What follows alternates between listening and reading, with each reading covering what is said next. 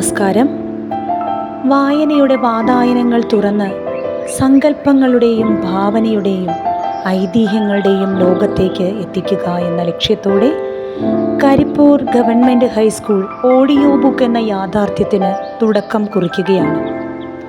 വൈക്കം മുഹമ്മദ് ബഷീറിൻ്റെ പാത്തുമ്മയുടെ ആട് എന്ന നോവൽ ഭാഗങ്ങളായി വിദ്യാർത്ഥികളുടെ ശബ്ദത്തിലൂടെ നിങ്ങൾക്ക് മുമ്പിൽ സമർപ്പിക്കുകയാണ്. ഏവരുടെയും ആശംസകളും അഭിപ്രായങ്ങളും ഈ ചെറിയ സംരംഭത്തിന് ഉണ്ടാകണമെന്ന് ആഗ്രഹിക്കുന്നു. ആദ്യ ഭാഗം വായിക്കുന്നു 8ാം ക്ലാസ് വിദ്യാർത്ഥിനി ഋതിക RH. പാത്തുമ്മയുടെ ആട് അഥവാ പെണ്ണുങ്ങളുടെ ബുദ്ധി എന്ന തമാശ കഥയാണ് ഞാനിവിടെ പറയാൻ പോകുന്നത്. അനേക കാലത്തെ അലങ്ങി തിരിഞ്ഞുള്ള ഏകാന്ത ജീവിതത്തിനു ശേഷം മൂക്കത്ത് ശുദ്ധിയുമായി ഞാൻ വൈക്കം പട്ടണത്തിനടുത്ത് തലോലപ്പറമ്പിലുള്ള എൻ്റെ വീട്ടിൽ താമസിക്കാൻ ചെന്നു. സ്റ്റൈലൻ സ്വീകരണം. എനിക്ക് എന്തെന്നില്ലാത്ത ദേഷ്യം വന്നു. ഞാൻ ഇരുന്ന് പുകഞ്ഞു. എൻ്റെ വീട്, ഞാൻ ആരെ പഴിക്കണം? 10-15 കൊല്ലമായിട്ട് ഞാൻ എൻ്റെ വീട്ടിൽ അങ്ങനെ താമസിച്ചിട്ടില്ല. വല്ലപ്പോഴുമൊക്കെ ചില രാത്രികൾ കഴിച്ചു കൂട്ടിയതായ ഓർമ്മയേ ഉള്ളൂ. എനിക്ക് താമസിക്കുവാനായി മാത്രം വീടിനെതിരെ പബ്ലിക് റോഡിന്റെ വക്കിൽ ഓടിട്ട ഒരു ചെറിയ കെട്ടിടമുണ്ട്. അത് പണിയുമ്പോൾ ഞാൻ കല്ലും മണ്ണും ചുമന്നിട്ടുണ്ട്. വളരെ അധ്വാനിച്ചിട്ടുണ്ട്. ശാന്തതയ്ക്കും ഭംഗിക്കും വേണ്ടി പലതും ചെയ്തു. ഉയരത്തിൽ കല്ല് കെട്ടിച്ചു വെള്ളമണൽ വിരിച്ച മുറ്റത്തിന് ചുറ്റും ഭംഗിയുള്ള ചെടികളുണ്ട്. പൂപ്പരുത്തിയിൽ മുല്ലയും പിച്ചിയും പടർത്തിയിട്ടുണ്ട്. മുറ്റത്തിന്റെ മൂലകളിൽ പേര നട്ടുപിടിപ്പിച്ചിട്ടുണ്ട്. അവിടെ 2 കുളങ്ങളുണ്ട്, കുടിക്കാനൊന്ന്, കുളിക്കാനൊന്ന്. എനിക്കായി മാത്രം സ്പെഷ്യൽ കക്കൂസ്. പറമ്പ് നിറയെ തെങ്ങുകളും വാഴയും കൂടാതെ പല വൃക്ഷങ്ങളും ഞാൻ നട്ടുപിടിപ്പിച്ചു. കൂട്ടത്തിൽ നല്ല മാവുകളും. റോഡിന്റെ വക്കിനും അതിരിലുമെല്ലാം ഭംഗിയിൽ ശീമക്കൈതകൾ. പറമ്പിന് ചുറ്റും 6 പൊക്കത്തിൽ ഓലയും മുള്ളും പൊതിഞ്ഞ വേലി. മുൻവശത്ത് അഴികളിട്ടതും സദാ കൂട്ടിക്കിടക്കുന്നതുമായ ഗേറ്റ്. അതിലെ നോക്കിയാൽ വഴിയെ പോകുന്നവർക്ക് ചെടികളും പുഷ്പങ്ങളും എല്ലാം നല്ല ഭംഗിയിൽ കാണാം. ഞാൻ ആ ചെറിയ വീട്ടിലാണ് ഏകാന്തമായി വസിച്ചിരുന്നത്. ചായയും പലഹാരവും ഊണും എൻ്റെ ഉമ്മ, അതായത് അമ്മ, ഗേറ്റിന്റെ മുകളിൽ കൂടി അകത്തേക്ക് തരും. അങ്ങനെ ആരെയും അകത്തേക്ക് കയറ്റാറുണ്ടായിരുന്നില്ല. സൗഖ്യത്തോടെ ഇരുന്ന് എഴുതും, അല്ലെങ്കിൽ എന്തെങ്കിലും വായിക്കും. അതുമല്ലെങ്കിൽ ചെടികളെയും വൃക്ഷങ്ങളെയും ശുശ്രൂഷിച്ചുകൊണ്ട് അവിടെയൊക്കെ നടക്കും. അങ്ങനെ ഇരിക്കുമ്പോൾ ഞാനൊന്ന് ചുറ്റാൻ പോയി. വർക്കലയിലെ ശിവഗിരി, മദിരാശി, എറണാകുളം, കോയമ്പത്തൂർ എന്നീ സ്ഥലങ്ങളിലായി 3 കൊല്ലം താമസിച്ചു. എന്നിട്ട് സുഖമില്ലാതെ പ്രശാന്തത തേടി തിരിച്ചു വരുമ്പോഴുണ്ട് ഞാൻ താമസിക്കുന്ന ചെറിയ കെട്ടിടം എന്റെ നേരെ ഇളയവൻ അബ്ദുൽ ഖാദർ വാടകയ്ക്ക് കൊടുത്തിരിക്കുന്നു.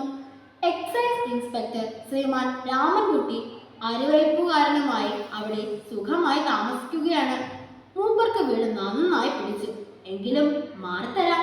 പക്ഷേ ആ വലിയ ഗ്രാമത്തിൽ വേറെ വീട് കിട്ടാൻ ഒരു വഴിയുമില്ല. എന്തു ചെയ്യും? അങ്ങനെ ഞാൻ വീട്ടിൽ താമസമാക്കി. നിശബ്ദത, ശാന്തത, പിന്നെ പരിപൂർണ വിശ്രമവുമാണ് എനിക്ക് ആവശ്യം. ആരോഗ്യം വീണ്ടെടുക്കണം. മനസ്സിന് വിഷമമുണ്ടാക്കുന്ന ശല്യങ്ങളോ ഉണ്ടാവരുത്. പക്ഷേ ഞാൻ ശല്യങ്ങളുടെയും ബഹളങ്ങളുടെയും ഒച്ചകളുടെയും നടുവിലായി. ഒത്ത നടുവിൽ ഓലമേഞ്ഞ ഒരു ചെറിയ 2 മുറികളും ഒരു അടുക്കളയും 2 വരാന്തകളുമുള്ള കെട്ടിടമാണ് എൻ്റെ വീട്. അതിൽ ആരെല്ലാമാണെന്നോ താമസക്കാർ? എൻ്റെ ഉമ്മ, എൻ്റെ നേരെ ഇളയവനായ അബ്ദുൽ ഖാദർ, അവൻ്റെ കെട്ടിയോളായ കുഞ്ഞാനുമ്മ, അവരുടെ ഓമന സന്താനങ്ങളായ പാത്തുക്കുട്ടി, ആരിഫ, സുബൈദ, അബ്ദുൽ ഖാദറിന്റെ ഇളയവനായ മുഹമ്മദ് ഹനീഫ, അവന്റെ കെട്ടിയോളായ ഐഷോമ്മ, അവരുടെ ഓമന സന്താനങ്ങളായ ഹബീബ് മുഹമ്മദ്, ലൈല, മുഹമ്മദ് റഷീദ്, ഹനീഫയുടെ ഇളയതായ ആനുമ്മ, അവളുടെ കെട്ടിയോനായ സുലൈമാൻ, അവരുടെ ഓമന സന്താനമായ സയ്യിദ് മുഹമ്മദ്, പിന്നെ എൻ്റെ എല്ലാത്തിലും അനുജൻ അബൂബക്കർ എന്ന അബു. ഇത്രയുമാണ് മനുഷ്യർ. ഇവരെ കൂടാതെയുമുണ്ട് സംഭവങ്ങൾ. എവിടുന്നോ വന്ന് കുടിയേറി ഉമ്മയുടെ അഭയാർത്ഥികളായി പാർക്കുന്ന കുറേയേറെ പൂച്ചകൾ. അവരെ പേടിച്ച് മഞ്ചമ്പുറത്ത് സദാ ഓടി നടക്കുന്ന 1,000 എലികൾ. പുരപ്പുറത്തിരുന്ന് കരഞ്ഞ് ബഹളം കൂട്ടുന്ന കുറേയേറെ കാക്കകൾ.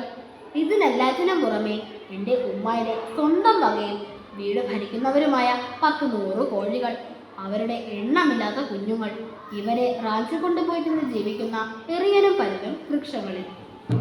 വീട്ടിലെപ്പോഴും നല്ല ഹരമാണ്, ചന്ത പോലെ ബഹളം. റഷീദും സുബൈദയും നീന്തി നടക്കാൻ തുടങ്ങിയിട്ടില്ല. മുല കുടിക്കാത്ത സമയങ്ങളിൽ അവരങ്ങനെ നിർത്താതെ കരയും. നടന്നു തുടങ്ങിയ ആരിഫയും ഒരു കരച്ചിലജ്ഞക്കാരിയാണ്. അവളേക്കാൾ ശകലം പ്രായം കൂടിയ ലൈലയും സയ്യിദ് മുഹമ്മദും നല്ല ഒന്നാന്തരം കരച്ചിലുകാർ തന്നെ. അബിയും പാത്തുക്കുട്ടിയും. അബീബ് മുഹമ്മദ് എന്നുള്ള പേര് സ്കൂളിൽ മാത്രമേ ഉള്ളൂ. വീട്ടിൽ വിളിക്കുന്നത് അബി, തന്നെത്താൻ അവൻ വിളിക്കുന്നത് ഇമ്പി. അവനും പാത്തുക്കുട്ടിയും 1-ാം ക്ലാസ്സിൽ പഠിക്കുന്നു. രണ്ടുപേരും ഉശിരൻ കരച്ചിലുകാരാണ്, ശാഠ്യക്കാരുമാണ്. കുട്ടികൾ, പൂച്ചകൾ, കോഴികൾ, പെണ്ണുങ്ങൾ, പരുന്തുകൾ, എലികൾ, കാക്കകൾ എല്ലാവരും കൂടി നല്ലൊരു മേളമാണ് സൃഷ്ടിക്കുന്നത്.